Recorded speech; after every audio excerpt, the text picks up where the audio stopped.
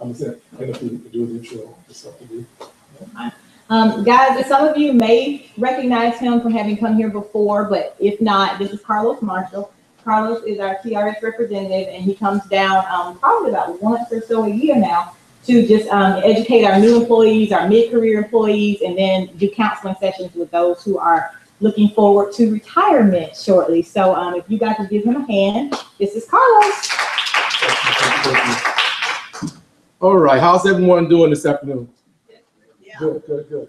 Well, my name is Carlos Marshall, and I'm a retirement planner with the Teachers Retirement System of Georgia. One of my main responsibilities is traveling throughout the state doing seminars like this one. Well, I've been with TRS for 11 years now, so I'm vested. So I understand the importance of that. Now, this presentation, you can stop me at any point if you have any questions. We're going to make sure that we cover everything with you. So we'll make sure each of you all should have a pen, should have a member guide, and should also have a handout that you can follow along with the presentation. A few things that we're going to cover today. We're going to talk about your benefit. We're going to break down the benefit formula. And we're going to also talk about ways you can supplement your benefit. This is a great time to think about that now because you have time to be able to add to your benefit now to do other things, to have the benefit where you want it when you actually get ready to retire. One great thing about the TRS benefit is it's called a defined benefit because there's a set formula that was used to figure your benefit. Your TRS benefit is not something that's based on the fluctuation of the market. Doesn't matter whether the market goes up or down, your benefit from TRS is not going to be affected by that. Also, your benefit is not something that you can outlive. This is going to be a lifetime benefit for you. It can also be a lifetime benefit for your beneficiary, depending on what option you choose. That's one of the main decisions that you're going to have to make is what option you're going to choose. And it's very important to sit down with your beneficiaries to let them know what plan you're thinking about choosing, because you want them to know whether they're going to receive it. So that's one of the most important decisions that you're going to have to make. You must meet some eligibility requirements to receive your benefit, and we'll talk about what those eligibility requirements are. When you hear the word normal retirement, what this means is retiring without a penalty. And you can do this if you have at least 30 years of service, regardless of your age, or if you have at least 10 years, which makes you vested, coupled with age 60, this will allow you to retire. Those are considered as service retirements. You're also able to retire on a normal retirement under disability. To be deemed disabled, we have a panel of 3 physicians that will evaluate your medical records. If 2 of the 3 say that you're disabled, you consider as temporarily disabled, and you have to be reevaluated in a year's time. If all 3 say that you're disabled, you consider it as permanently disabled, and you don't have to be reevaluated. If you're eligible for normal retirement, but you become disabled, go ahead and retire in a normal retirement because the process is quicker and you don't have to prove anything, even though you are disabled. Just do normal retirement. Now, if you just can't take it anymore and you just have to get out of there, you can retire under early retirement. This is in the second circle. Early retirement is if you have at least 25 years of service, but you're under age 60. This is considered early. Few things about early retirement. That would be a permanent monetary penalty assessed to your account if you retire early. And what we do is calculate your benefit assuming you reach the normal milestone, and then we take the penalty from that figure. So let's say it's going to be 1/12 of 7% for every month that you're short 60 years of age, or it's going to be a full 7% for every year, a partial year you're short of the 30 years of service. So let's say that you're 59 years of age, you have 25 years of service, that's going to be 1/12 because you're closer to 60. Let's say that you're age 55, but you have the 29 years of service. That is going to be a full 7% because you're closer to 30 years of service. If you're considering retiring early, give us a call first. So that way we can do an estimate for you to let you know exactly what your benefit is going to be. Because if you're going to start receiving the benefit under the penalty, that penalty is going to last throughout your retirement. The only way to get rid of that penalty is if you terminate your retirement, come back into the workforce and begin receiving service credit again. So you want to make sure. Also, if you retire early, you will not be able to take advantage of the cost of living adjustments right away. You won't start receiving those until you reach either the 30 years of service or age 60, whichever one comes first. And you're not able to take advantage of the plot, and we'll talk about that. In reference to cost of living adjustments, you're scheduled to receive 2 a year. 1.5 in January and 1.5 in July, for a total of 3%. If you retire anywhere from January 1 to June 1, you can expect to receive your first cost of living adjustment the following January. If you retire anywhere from July 1 to December 1, you can expect to receive your first cost of living adjustment the following July. So you always get the very first one, and you get the next one that comes around. So you keep that in mind. This is the benefit formula. This is what we use to figure your monthly benefit. What we do is look at the number of years that you have, including any kind of partial years, times the 2% multiplier, times the highest 24 consecutive months of salary. That gives us your monthly benefit. When we're looking at your salary, we're going to look at your entire career. Most cases, if you continue to receive increases, your last 2 years may be your highest 24, but not necessarily. If you took a job where you took a decrease in pay, then we're going to look at the highest. We're not going to penalize you because you decrease your salary. We're going to look at the highest 24 over your entire career. So we can go back as far as we need to pull that high 24. When you begin receiving your monthly checks, 3 things will come out. It'll be your federal taxes, state taxes, and the healthcare benefit if you're on the state health. The maximum number of years that you can use to figure your benefit is 40 years. You can work past 40, but 40 is the max that we can use in your benefit. Once you reach 40 years of service and you have a decision, you can decide to stop contributing. If you do that, then we'll look at the salary up until that 40 years. If you happen to work past that 40, then we'll take all the salary and you continue to contribute. We'll look at the salary past 40, but no more service. So that 40 years of service is one time you can make a decision whether to stop contributing or not. So when you say you look at the salary, does that mean in my 43rd year and 44th year, I have the 2 of the highest consecutive years? That's what goes into the formula. That is correct. If you decide to contribute, past 40, that is the way that it works. The salary in those years will count as the highest 24 if you decide to contribute. If you stop contributing, then we're going to only look at the service and the salary up to those 40 years. But what makes the determination is whether you decide to continue or not. Because if you stop contributing, then your salary is only going to be based on what you have received so far. But you say, yes, I want to contribute, then all salary will continue, even from those, like to the 43rd, 44th year. That is correct.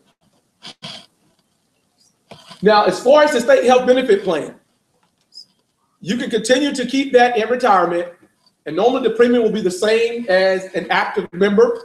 It does not change just because you retire. So again, federal, state, and the health care benefits. The great thing about state taxes in the state of Georgia, at age 62, you begin receiving a tax exemption on the first $35,000. Then at age 65, you're going to begin receiving a tax exemption on the first $65,000. This is state only. Federal still applies, but state, you will be exempt at those ages. 62, 35,000, 65, 65,000. State only. Now let's talk about creditable service. This is what actually gives you credit towards your account. There's 3 different components of creditable service. You have your membership service, is what you're earning right now. If you go to work on a half-time or greater basis for at least half of the business days in a month, you're going to receive credit for 1 month towards your TRS account. 9 months makes a year. So if you work 9 months in that fiscal year, you're going to receive 1 year of credit. Academic faculty, 8 months makes a year because they're on the semester system. The fiscal year runs from July 1 to June 30. So if you work 9 months in that given period, you're going to receive credit for 1 year towards your TRS accounts. If you're on a 12-month contract, your service credit begins in July, and by the end of March, you've reached your 1 year. If you're on a 10 or 11-month contract, your service credit begins in August, and by the end of April, you've reached your 1 year. After you've reached your 1 year, you don't receive any more service credit. However, you continue to contribute as well as your employer, and your sick leave still accumulates. But you don't get any more service credit until the next fiscal year. Yes, sir. Said I can ask questions at the beginning. Yes. I came in a little late. Absolutely. Do you mind backing up to the previous slide? I have a question on that page. The question pertains to the middle part. It says the average monthly salary for the highest consecutive 2 years. Those employees that were once 12-month employees, monthly salary didn't increase, they became 11-month employees. Mm-hmm.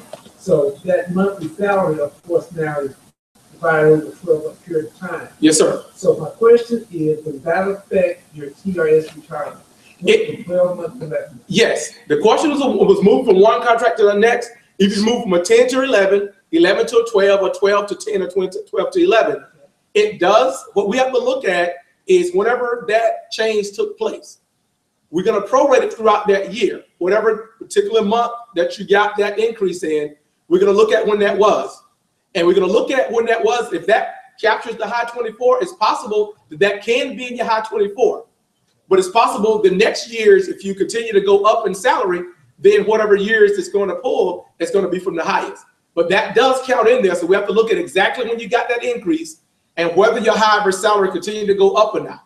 But we'll look at that as specific for every person because, again, depends on what the rest of your career is going to be. But we do look at that. You keep using the term increase. Wouldn't that be a decrease? No, I'm saying if it increases. Oh, if it, right. If it increases, but if it decreases and what not, that will capture that time frame. So it just depends on what happens. If it goes up, we're going to look at that time frame. If the salary goes down, then it's going to be based on the highest that you've ever received, and we'll back it up 24 months to pick up the highest. But in any case, it's always going to be the highest 24. It was this initially explained that the monthly salary did not change, but the time period in which you are paid did change.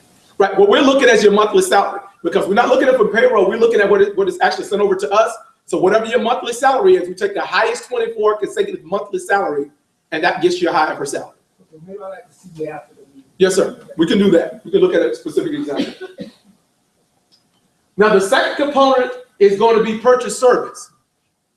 Purchase service is a way for you to increase your benefit based on you purchasing service that you may have rendered in the past.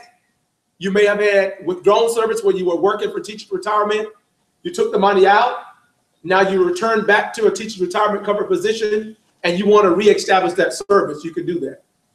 You may have had out-of-state service. You work in the out-of-state system. Now you're here in Georgia. You want to purchase that service from the out-of-state system. You can do that.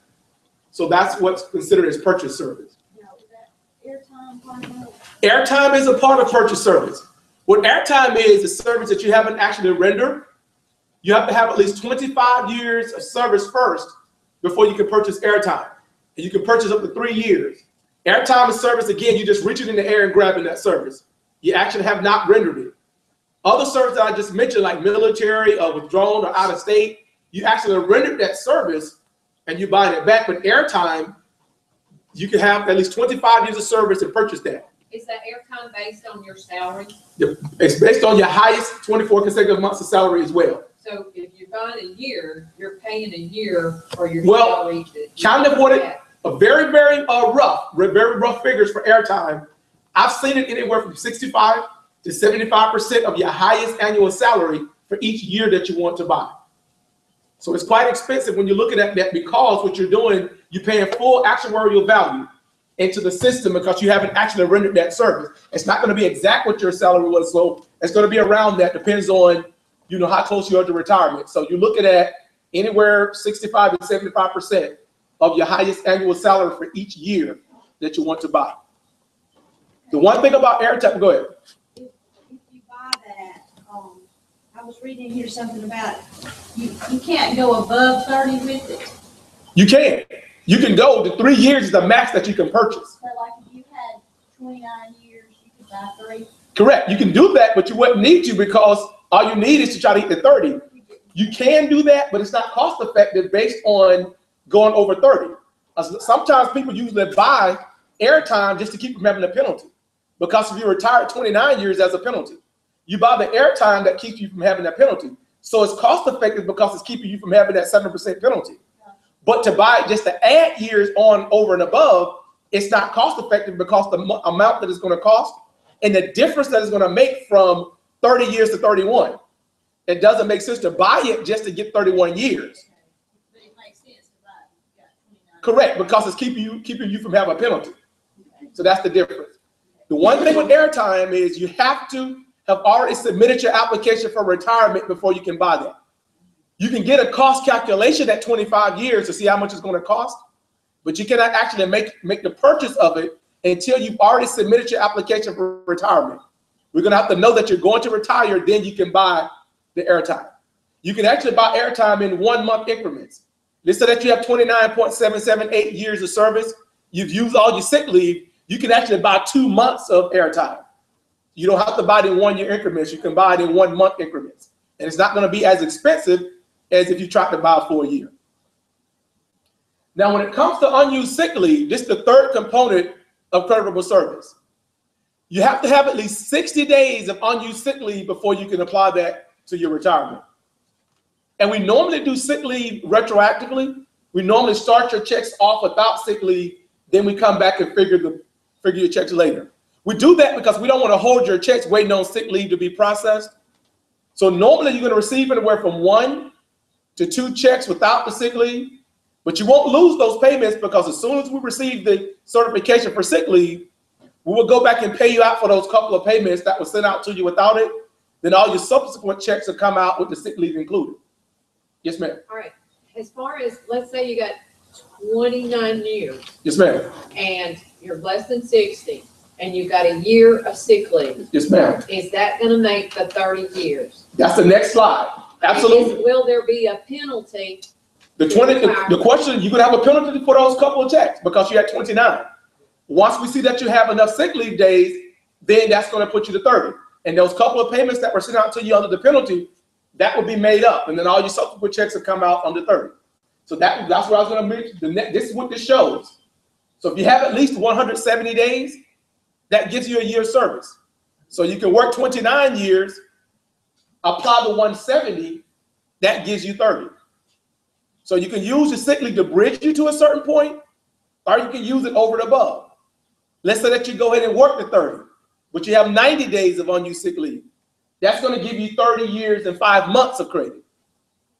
So you can use it to go over 30 or whatever number you work to, or you can use it to bridge you to 30. Now, when you look on here, the maximum number that we just have on this chart is 369. But you can apply more than that.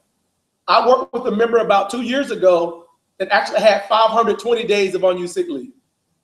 So that was an additional 3 years of credit.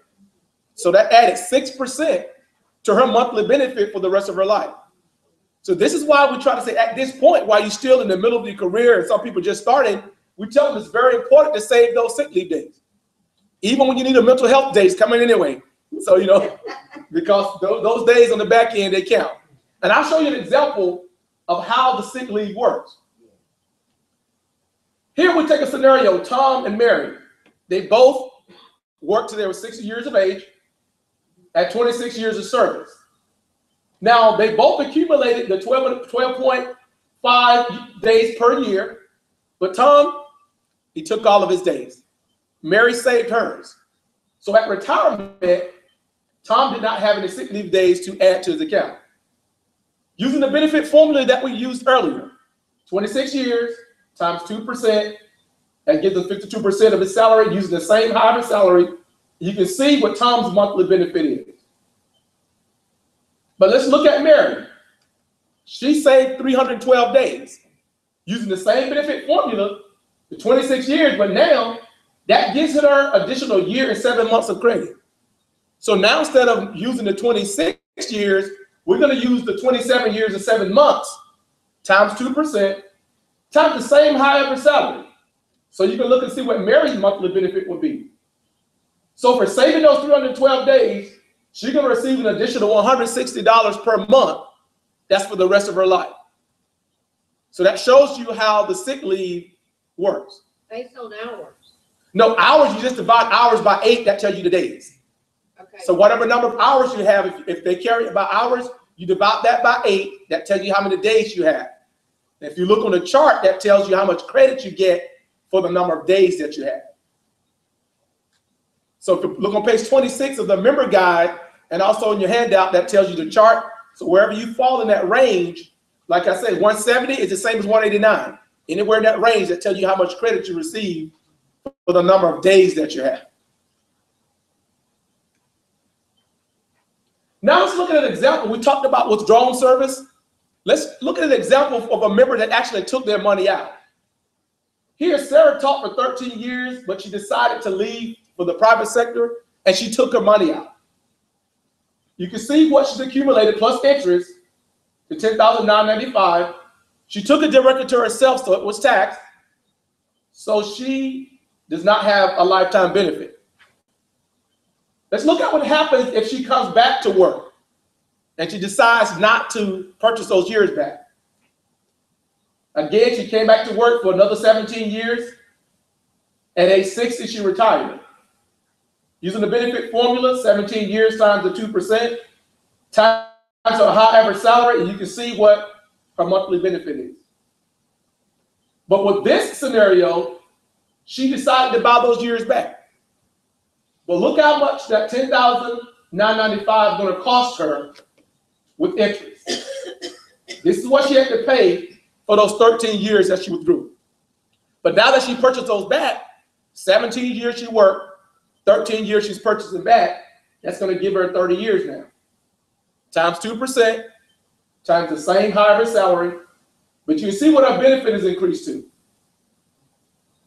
But to help you decide whether it's going to be cost effective or not is to see how long it's going to take you to recoup that money. 21 months is what it's going to take her to recoup that $20,000 that she paid for those 13 years. So when you're considering whether to purchase service back or not, you get us to do an estimate assuming that you purchased the service, assuming that you did not. See how much it's going to cost, and then we can do a cost analysis. You can do that cost analysis to see how long it's going to take you to recoup it. That's what I was mentioning earlier about the airtime. It's going to take you a long time to recoup it if you're trying to buy years over and above. But if you're trying to buy it to keep you from having a penalty, then the amount of time that's going to take you to recoup it is not going to be that long. So that's kind of what you look at when you're trying to make the determination whether to purchase it or not. Right now, you all are contributing 6% of your monthly gross into TRS. Your employee is putting in a little over 13%. So if you look at this example, using the same gross salary, the $3,750, 6% of that monthly gross is the $3,525. And you see it comes out pre-tax. That's why your benefit is taxed in retirement, because it's coming out on a pre-tax basis now. But the good thing about coming out pre-tax is that it actually lowers your taxable income. So you're getting taxed on this monthly benefit opposed to this. So you can see it helps. So we contribute 6% right now. Correct, 6% of your monthly gross. That's what you're contributing to your account every month. And TRS has a large account where your employer, along with about 400 other employees, contribute to that. So we have about 400 employees. So we have about $65 to $66 billion in the large TRS fund. And then you have what you've accumulated in yours. And that's the way that we pay you out. So let's take a look at how your benefit works if you continue to work longer. You're vested at 10 years, age 60. And for these, we're going to use the same high average salary. Of course, the multiplier stays the same. But you can see what you will receive if you retire for 10 years. Work another 10 years, you see how much it goes up. Work to 30, go up to 40, you can see the difference. So this kind of gives you an idea of what kind of effect it has the longer you work.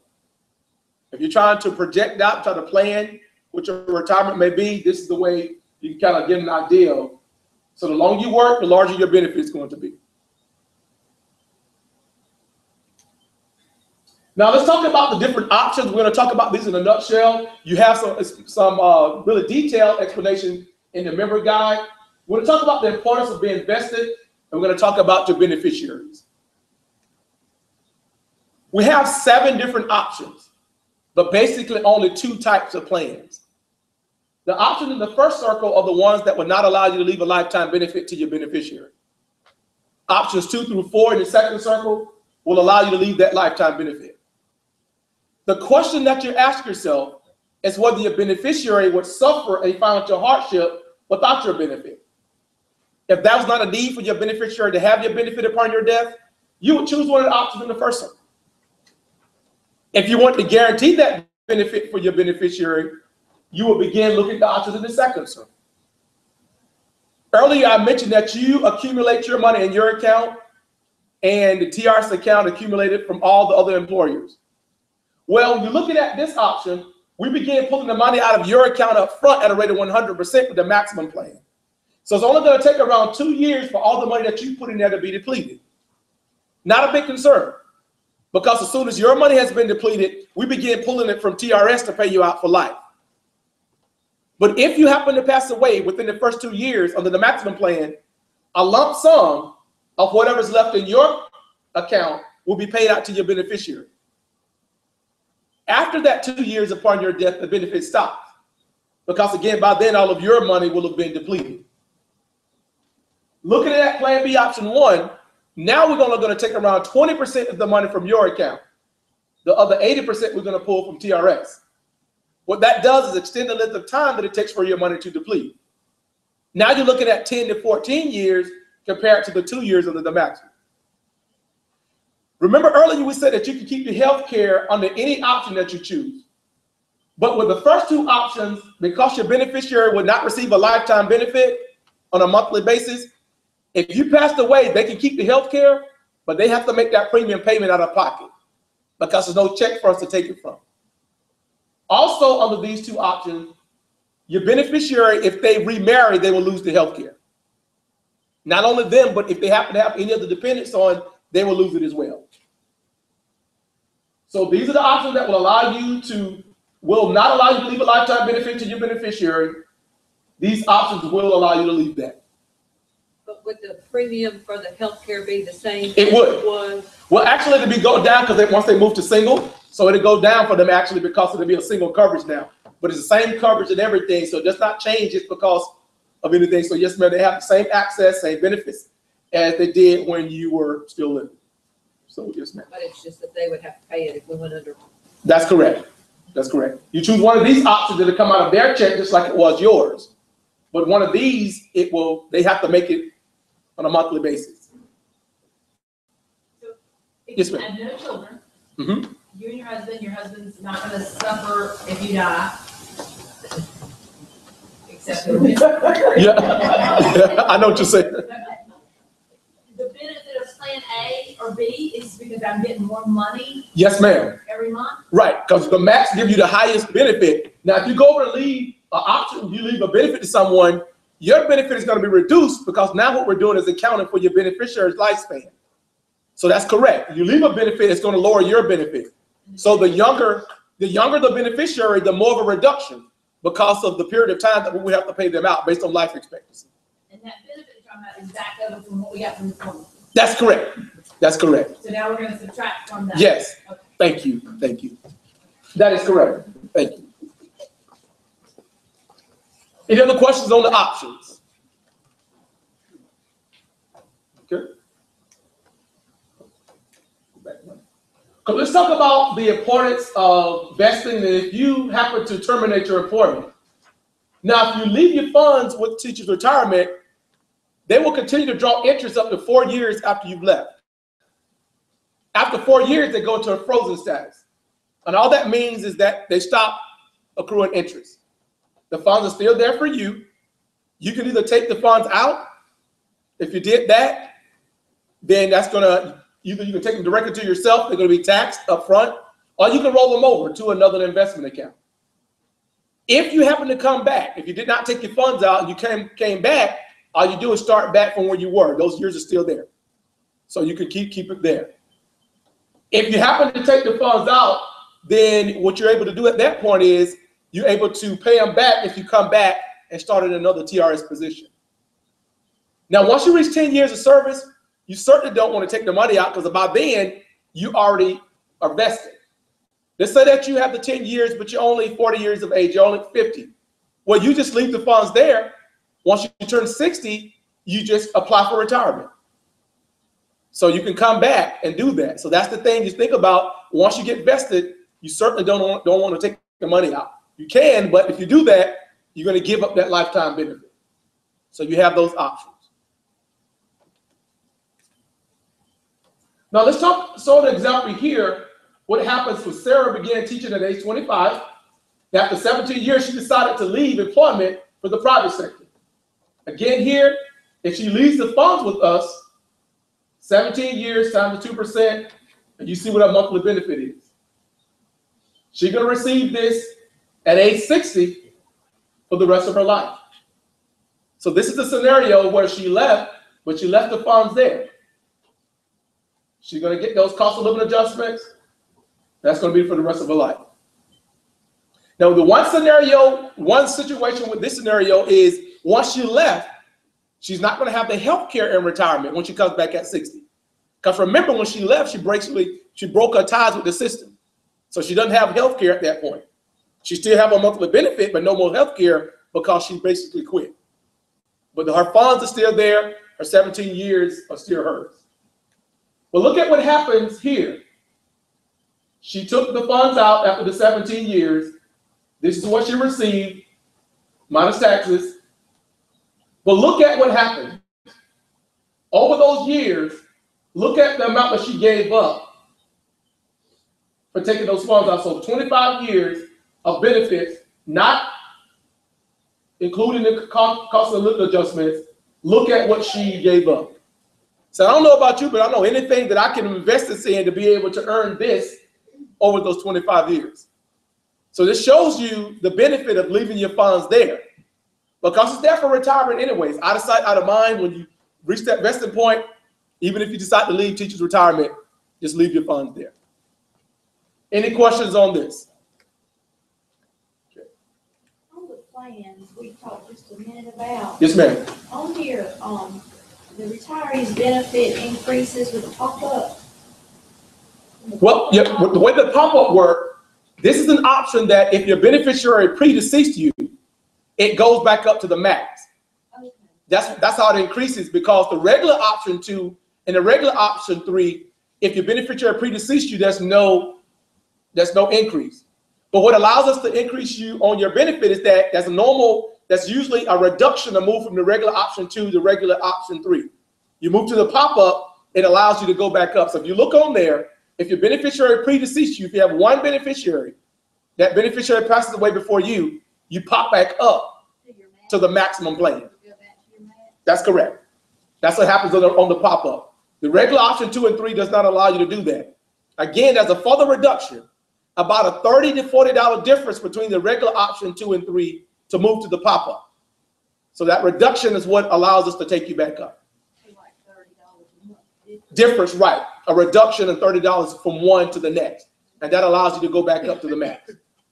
Whenever you do a benefit estimate, it'll give you all the options and it'll show you what the difference will be, and it'll show you that you'll go back up to the max if you choose that option. So that's what happens. So now let's talk about beneficiaries. You want to make sure that you have your beneficiary information updated. One, you look at, you have a primary and a secondary beneficiary on your account. Earlier, I said that the affect your account, your monthly benefit. This is only the primary. Your secondary beneficiary, the age of your secondary does not affect your benefit. But it's good to have the secondary on there. Because let's say something happens to you and your primary beneficiary at the same time. Let's say within the first 30 days of retirement. At that point, the secondary will move up to primary and begin receiving a lifetime benefit. But let's say that you've already started receiving benefits and still within the 2 years. At that point, If you pass away, then your secondary will start receiving just a lump sum if you're in the primary. So it's very important to have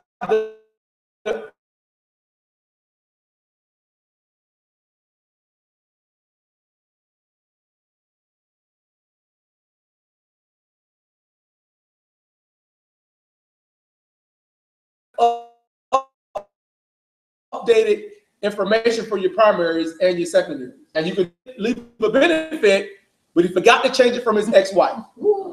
So that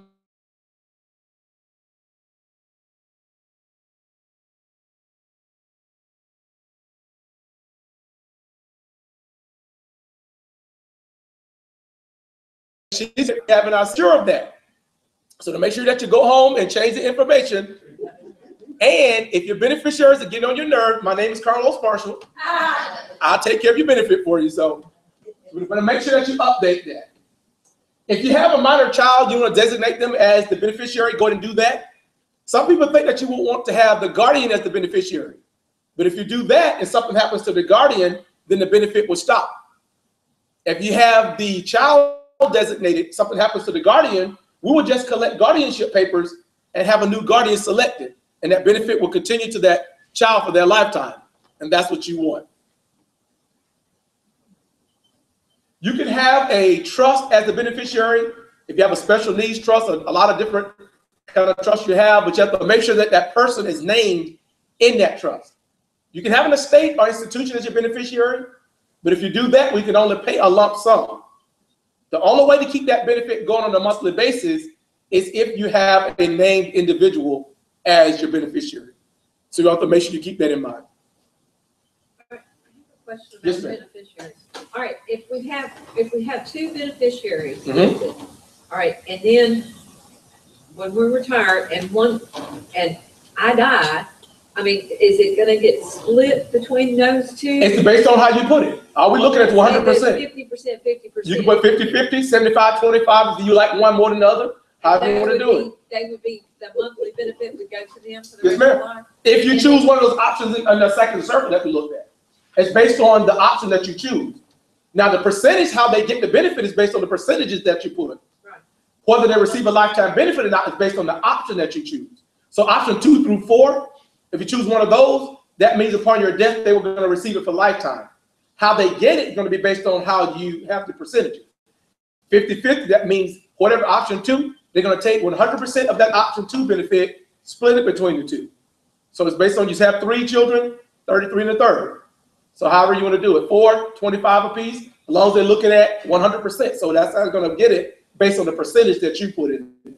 And then what about as far as the health insurance?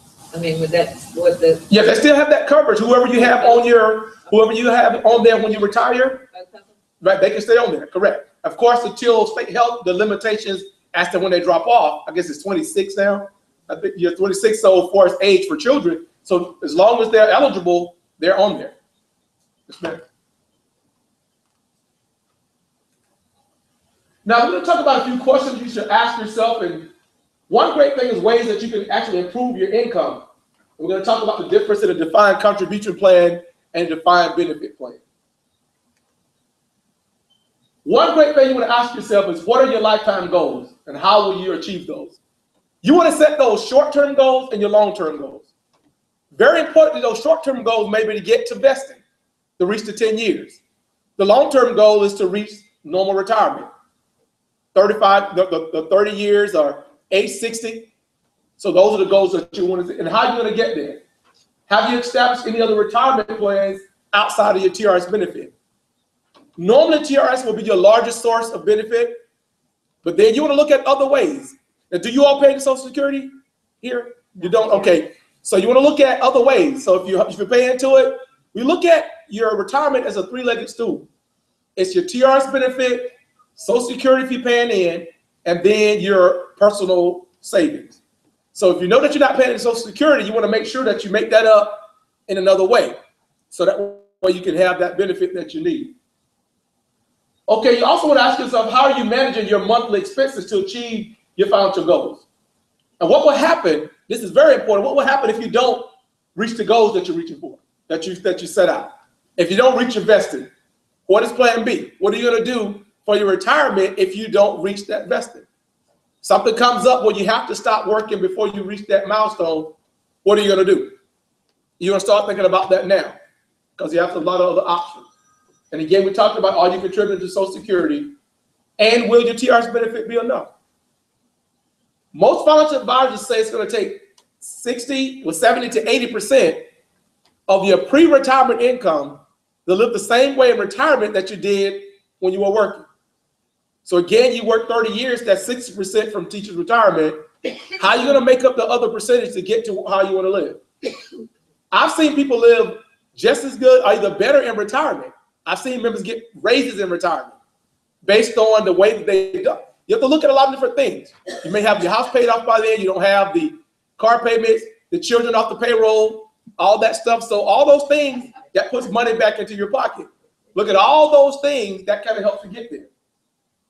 That's important to me because I have one that's planning to get off the payroll next May. He's a senior at Valdosta State. I have a daughter she's getting ready to be a junior in college, and I have a 13-year-old. So they're trying. I tell them, guys, you're not a part of my retirement. You're a part of right now. So all those things really help you live off of a lower salary. That helps you live the same way. So all those things you have to take in consideration. Now, again, we talked about ways to improve your income. We looked at that chart earlier. That's going to give you higher benefit. If you can convince them to give you a raise, that's going to do it. You know, so all those things that go some more money, more years, that's going to give you higher benefit. Yeah, I saw that. So also identify how and why you're spending money. You want to be able to do this. Most of your bank accounts, if you go in there, they have a way for you to be able to track exactly what you're spending money on. And that's a great way to do it. See, every month, what are you spending the most money on? Again, is it travel? Is it, dry cleaning for clothes? Is it food? Whatever it is, that gives you an idea of once those things will be eliminated in retirement. Again, you add that back to your take-home pay. So that gives you an idea of where you are. Also, again, evaluate your current spending and set goals that take into account your short-term and long-term financial goals that we talked about. Create a plan to help you meet those goals. We have a lot of different things out on the website. You see a lot of different places we can do a budget. Very important to make sure that you have a budget and that you follow that budget. So there's a lot of different things you can go out there and be able to pull those off, just different sites, not the TRS site, but just different sites that have different ideas about budget. Also, you want to decide, what are those needs and wants? A lot of times people say, well, I just need this. Well, is it a need or is it a want? And you determine that's going to be based on what you spend your money on. Again, what are you looking at doing in retirement and how you want to live? All that is determined on what your preferences are. Number 7 is very important. Establish an emergency fund. We said this is a thing happens, life happens fund. And you don't want your credit card to be that emergency fund. You want to have something besides that because that car needs a repair. Refrigerator breaks down. You need something, you want to have something where you're not causing yourself to go into debt with the credit cards. So these are going to be the things that allow you to live, again, the same way in retirement, even better than you were when you were working. Now, the fact that you all are not paying into Social Security, that some of you all not, the number 9 is very important. You're going to have to save at least 6.2% in another investment vehicle in order to make sure you have that same benefit that you would have had you been paying into Social Security. So again, the 403B, 457 plan, those are great ways to do it. So you want to make sure that you have that. What kind of penalty is Social Security, if those of us that did pay into Social Security, what kind of penalty will we have? Now, that's going to be specific for Social Security because I'm not really versed on that, but I do know that if you paid into Social Security before you came to a system that does not pay in, then you don't have to worry about having a reduction because you already have satisfied that. But if you have not paid in, if you retire from a system that does not pay in, then there will be a reduction. But how they do that is what I'm not familiar with. You have to ask them specifically, how it's going to affect your account. Don't go by that statement that you received because the annual statement does not take into account that you have a TRS benefit. The one question they will ask when you get ready to apply for Social Security is if you have a state benefit plan, and that's when they reduce it. So you want to know that beforehand, because you don't want to go in retirement expecting that benefit and find out when you get ready to apply for it that it's going to be reduced.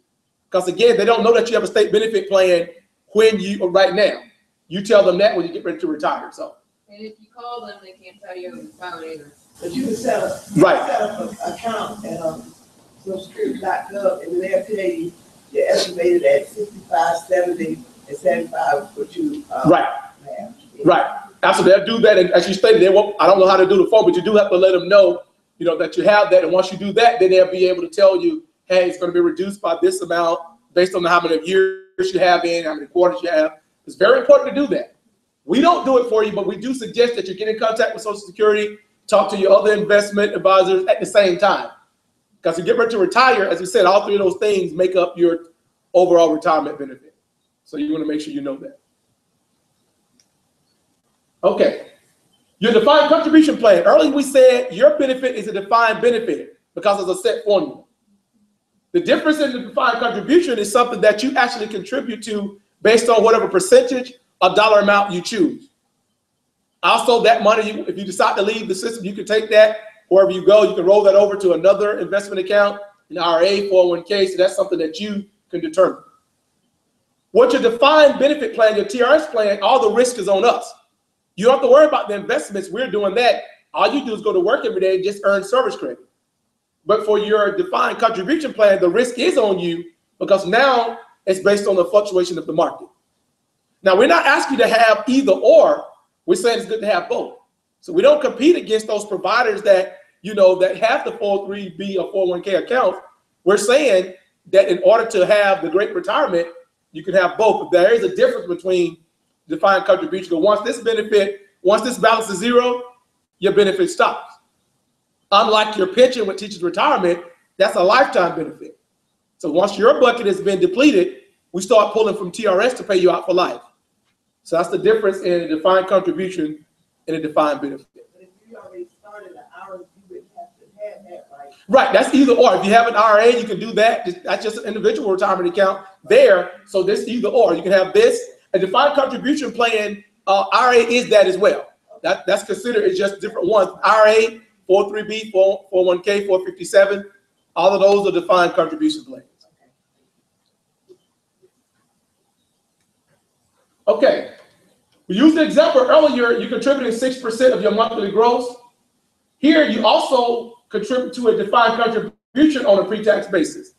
So 5% of that same monthly gross is going to be 186. So you can see that even lowers even more your taxable income. So again, you can contribute to TRS. That's a condition of your employment. You don't have a choice of that, but you have a choice whether to contribute this amount. But you can see the effect that it has on your gross monthly taxable income. Okay, look at the example here of the effect if you start contributing at age 22, right out of college, which my son's going to do whether he knows it or not.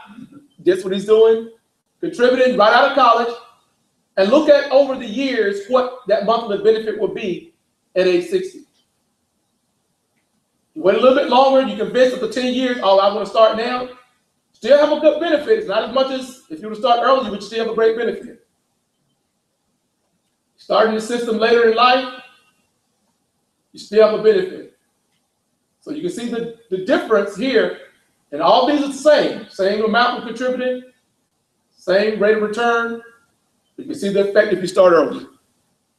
So this is really, really important to make sure that you have that. Okay. That just about ends it, but a few things I want to go. These are some resources that you can use to be able to look at information. Of course, TRSGA.com, that's our website that you can have specific information. One great thing that you want to look at, if you're considering hiring a financial planner, you want to find someone that you're comfortable with. You want to find someone that's not a fee-based. One great way that I say that look at someone that you already have a relationship with. At your bank, most banks have a division and they have an investment division. So since you're already a part of that bank, you already have a great relationship with them, you can probably be referred over to that particular investment department in that particular bank. Because again, they already have the information. So again, you want to make sure that you're comfortable with the person that's going to be handling your finances. This is going to be outside of teacher's retirement. Because when we sit down with you, all we're going to go over is the actual information for teacher's retirement. Any other information, you want to make sure that you get in contact with those advisors. Well, again, that is our presentation. I'm going to take questions now if you have any questions. Yes, ma'am. If you were talking about sick leave, and say that you stay in the state, but you're different places because maybe your husband moves and so you have to move, but you're within the state. Right. And then you were talking about sick leave at the end. It took a while to get it. How do you, does your sick leave stay different places or what? It does. The way that sick leave works, you can go ahead and submit sick leave forms now to your former employers because that information is not going to change unless you decide to go back to that system. So go to our website at trsga.com, download the sick leave certification form, and send that to each system. You have to submit a form for every system that you've worked at because we don't ask them to send us what was transferred out of their system or transferred in. Each system will say you worked for them this period of time and this is what you earn. Because some systems, once you move over, some of them, I guess, may allow you to bring days over, but some of them limit the number of days. So that's why you're looking at getting a sick leave form from every single system. They'll tell you whether you have days there or whether you don't, but either way, we have to have something on file saying that you have pursued, the sick leave days there. So if you have 5 different calendars that you worked at, we're going to have 5 different forms that you worked at, each one of them for that time period. So is it reasonable that if you know that you're moving every 3 years, at the end of 3 years, I get that certification, that form, do I send it to TRS? Yes. So we try, it's not mandatory, but we suggest to the HR staff, once a person leaves that employment, go and do a sick leave certification form for them then. Because that way they don't have to, the member does not have to come back years later, and you all don't have to go back and look in the records to figure that out. You can go and submit it because that's going to be final once that person leaves, unless they come back. And if they come back, all you do is just add back those number of years. But yes, you can get a sick leave form whenever you leave employment because your sick leave for that particular system is going to be final at that point. But like now, all you do is get one. Now, if you send that sick leave form to that system, the normal process is for them to send it back to us. If you want to see how many days you have for yourself, you have to ask them to send you a copy because they were going to send it to us and it just be in your record. So all you have to do at the point of retirement is to get the one from your current. That one will be in your record, no matter if it was 10 to 15 years before. So it'll be there. Okay, so the form says for them to send it to you. So correct. Okay. Right. So if you want them to send you a copy, you have to ask them to send you a copy directly to you. Sounds like that would be smart. Right, just for your records. But we will have it in our records and your permanent record, when you get ready to retire. So it'll be there. Any other questions you all can think of? Yes, ma'am. With the retirement option plans, I'm deciding whether I'm going to leave anything to Yeah, right. So we do that within 6 months of retirement. So if you die and it just means like with that plan A, if you die within, say you do it and you die within 7 months. The maximum plan? We're talking about the maximum. If you passed away within 2 years, your beneficiary will receive a lump sum of the contributions and interest that you paid in. After those 2 years, he passed away after the 2 years, then he would not receive anything because it's not designed for a monthly benefit. Because by then, all of your money will have been depleted. The only thing that the beneficiary have access to on those first 2 plans, Plan A maximum and Plan B option 1, they only have access to your contributions and interest. So if you passed away, before it's depleted, they get whatever's left. If you live past that time frame, then he would not receive anything. But they can't get health care. Correct. They can keep the health care. If they're on it when you retire, they keep the health care. But in that scenario, he would have to make the premium payment out of pocket because there's no monthly benefit coming to him to make the payment. So yes, he can keep the health care. He just has to make that on a monthly basis. If he's in a totally different field, not education, and he has a retirement, and he has his own retirement, then you can just do that and more money for the both of you. Correct. That's the option. That's why you make a decision on whether the beneficiary has a need for it or not. So what's the difference in A and B? Option one? Option A allows you to leave, it's the total amount. What you do is look at those 2 buckets of money. You remember you have your bucket that you've accumulated over the years, have the large TRS bucket. With the maximum plan, we begin pulling the money out of your account up front at a rate of 100%. So it's only going to take around 2 years for all of your money to be depleted. Looking at option 1, we're going to pull from both buckets up front. 20% from yours, 80% from teachers' retirement. So what that does is allow your money to last from 10 to 14 years instead of the 2 years of the maximum. That's the only difference. If we died within that 7 months, then plan B he would continue to get right anywhere within 2 years. Okay. 2 years of the option 1. For the maximum plan, if you pass away within 2 years, he would receive a benefit. Option 1, there's a 10 to 14 year time span. So anytime before 14 years on option 1. Anytime before 2 years on the maximum. No, a lump sum. A lump sum. Neither one of those are designed for, either one of those are first circle, neither one of those are lifetime benefits. So if you look at the first circle, neither one of those are lifetime benefits. Option 2 through 4, those are lifetime benefits. So that's why they are 2 different circles. So the very first circle, no monthly lifetime benefit to a beneficiary. Options 2 through 4 are guaranteed lifetime, just based on what option you choose.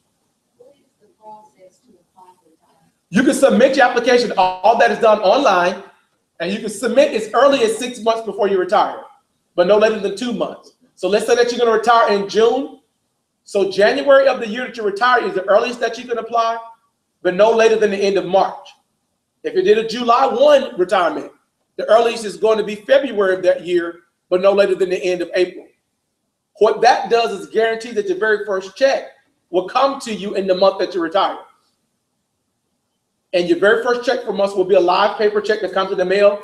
After that, the checks will be direct deposit at the beginning of the month.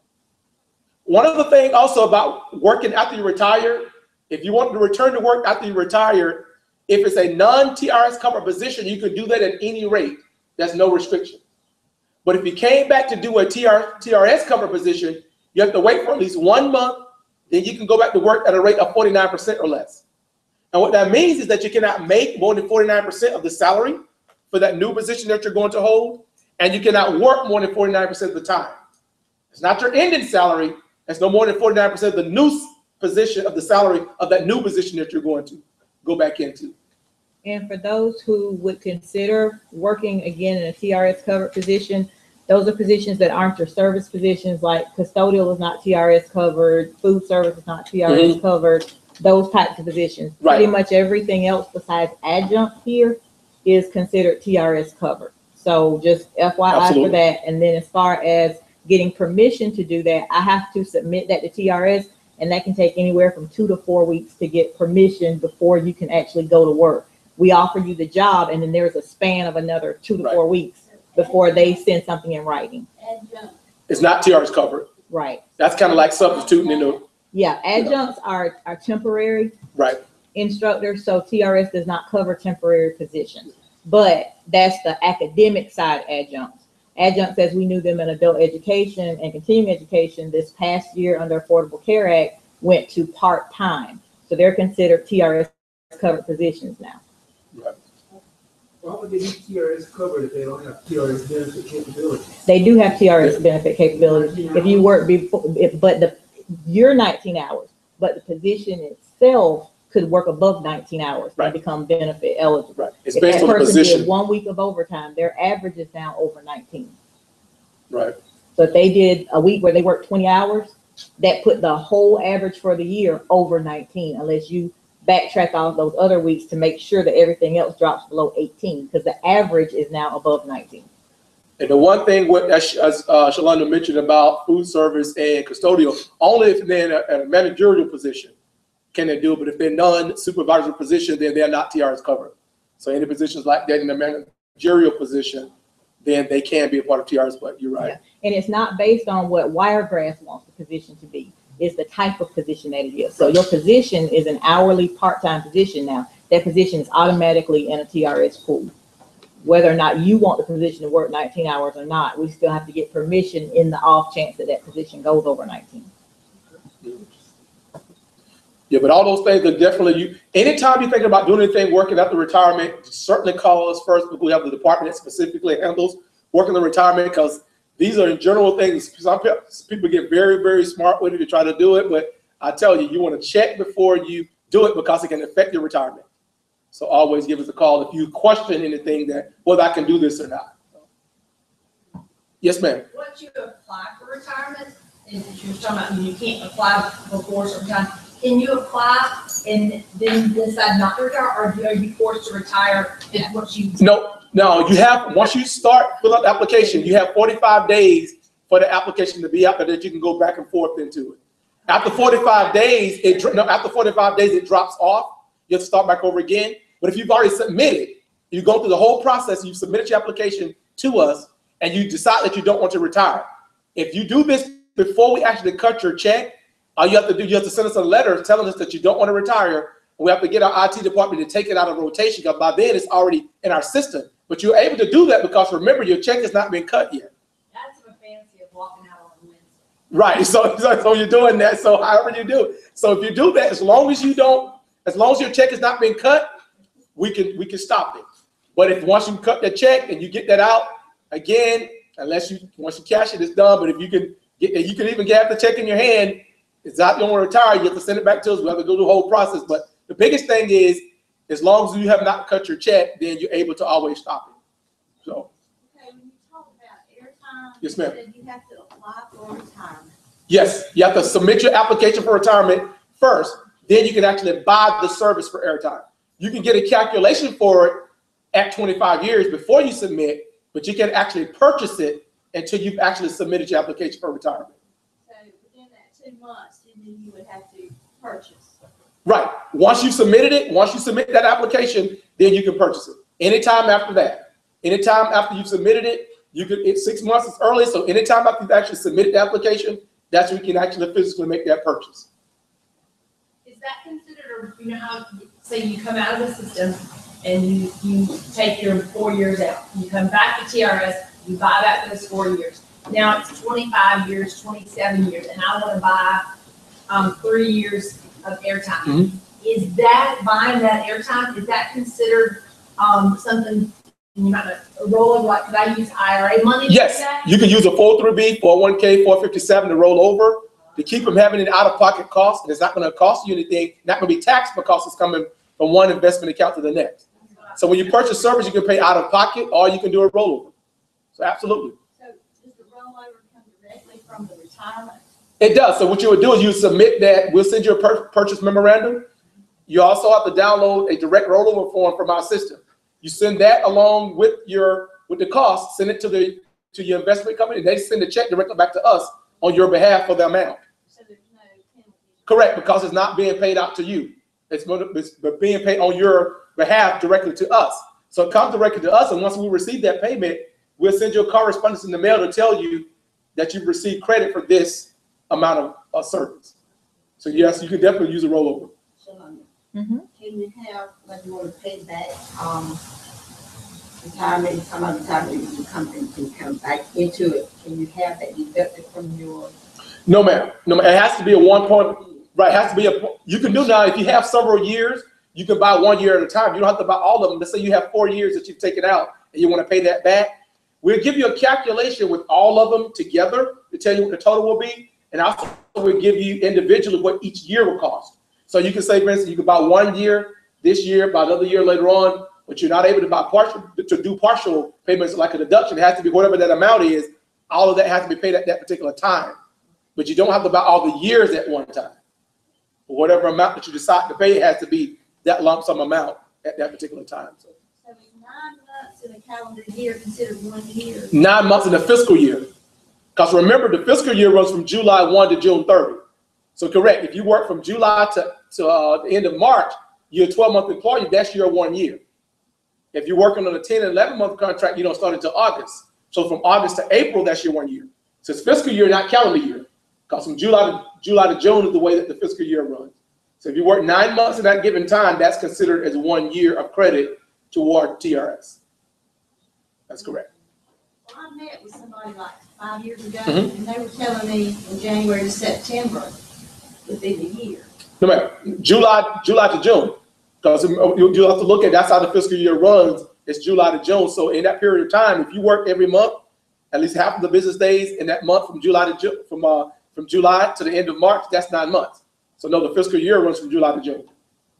From July 1 to June 30. That's the way the fiscal year runs. Because right now, you all are already finished with everyone is finished with the year, already because, it's past the 9 months. So you're not going to start receiving service credit again until next July. So everyone now, 10, 11, are their year for this year because it's already into the month of May. My pleasure. Any other questions or concerns you can think of? One more, please don't think I'm trying to.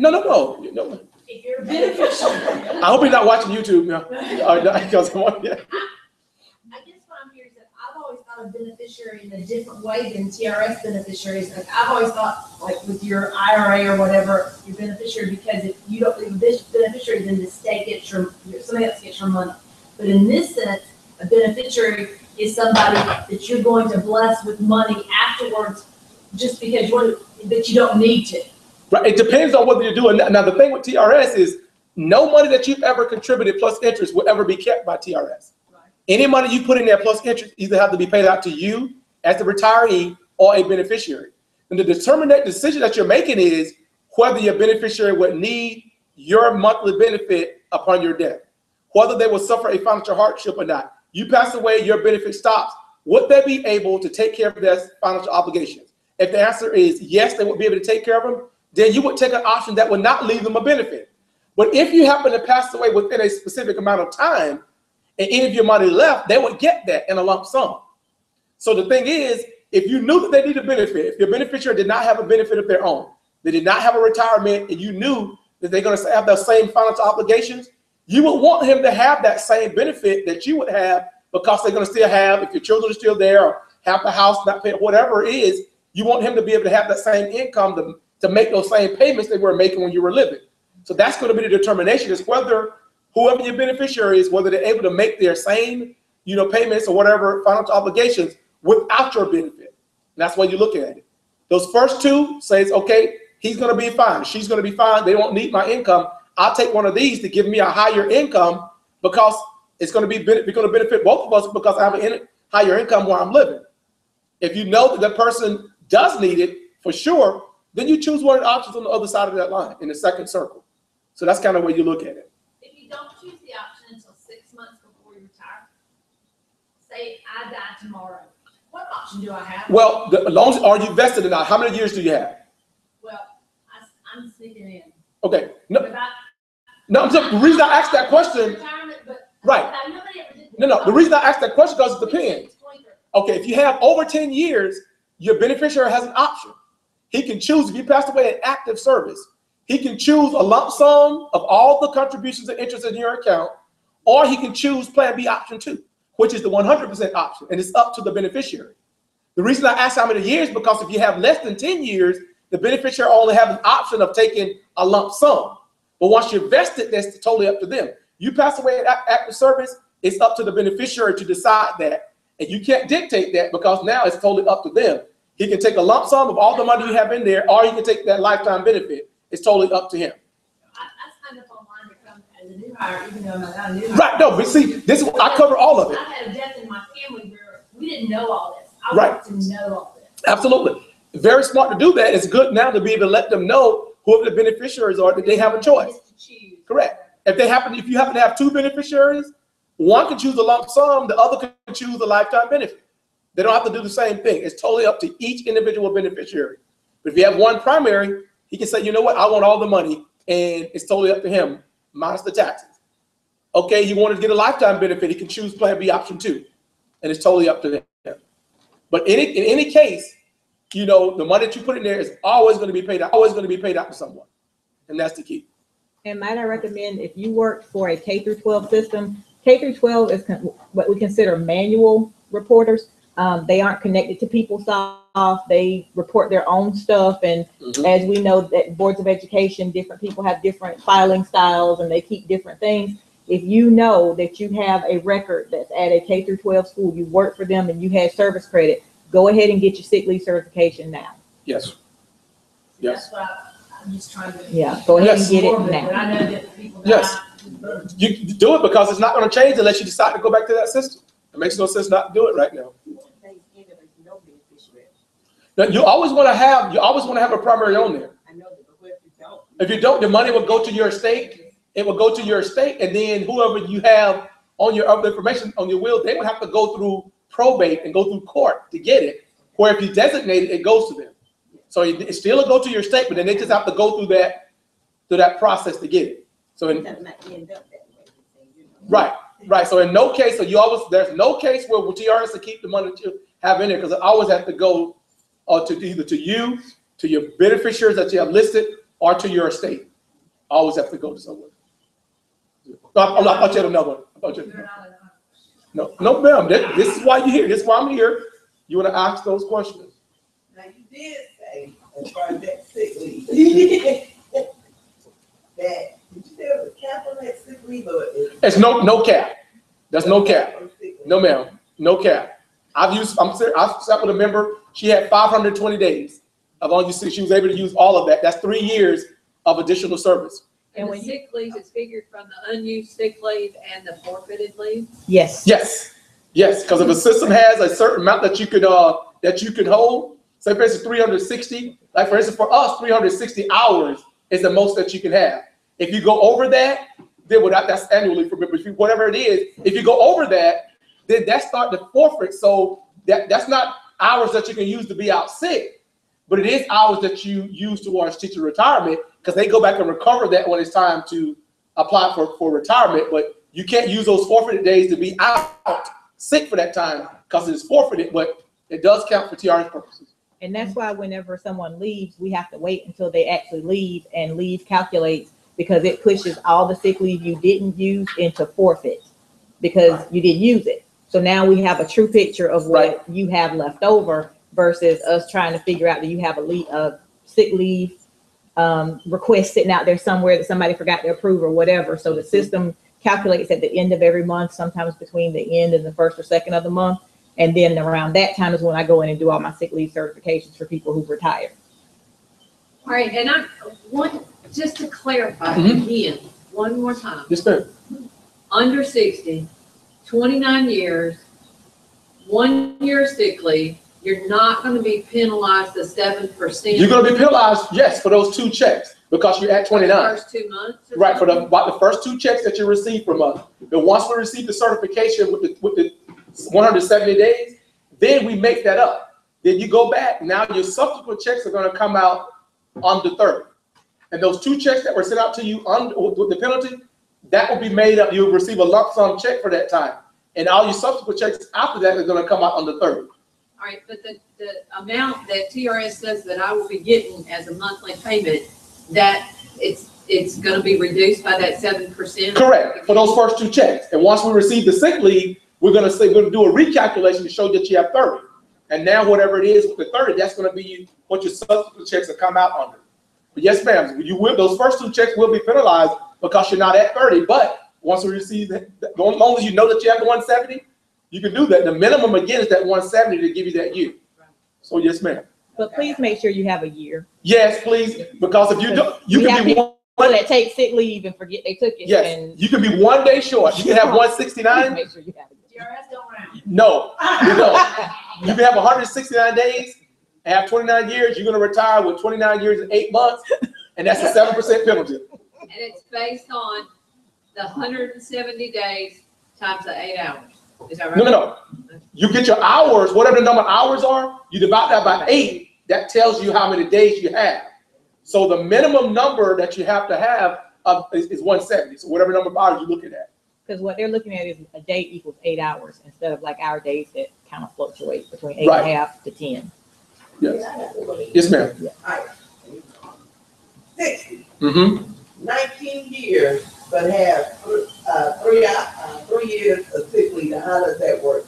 You just don't add those. You just add those years onto the number, right? Add to the 19. That's to give you more years. You're already eligible at 19 and 60 because you already have the eligibility. All you're doing is add the sick leave over and above for that. Now, the one thing people ask, you cannot use your sick leave to get you to that point to 60. You can use it to get you to 30. Some people think, well, you have to reach 60. But once you reach 60 and 19, all you're doing is adding the sick leave over and above to give you the additional years now. So yes, you can just add that on. Yes, ma'am. Yes, sir. And annual leave is not calculated at all, correct? Not for TRS purposes, no.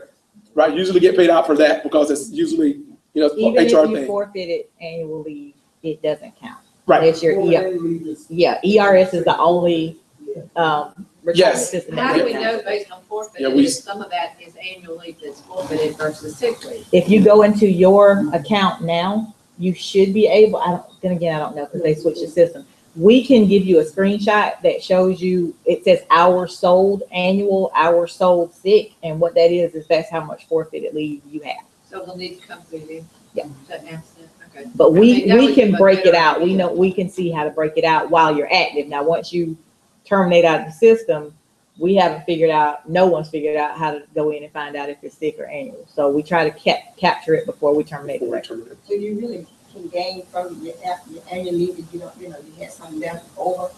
If you have annual leave left over when you leave and it's not forfeited, we have to pay you for that. We owe you that. So any annual leave that is below 360 hours, we have to cut you a check for that, the month after you leave.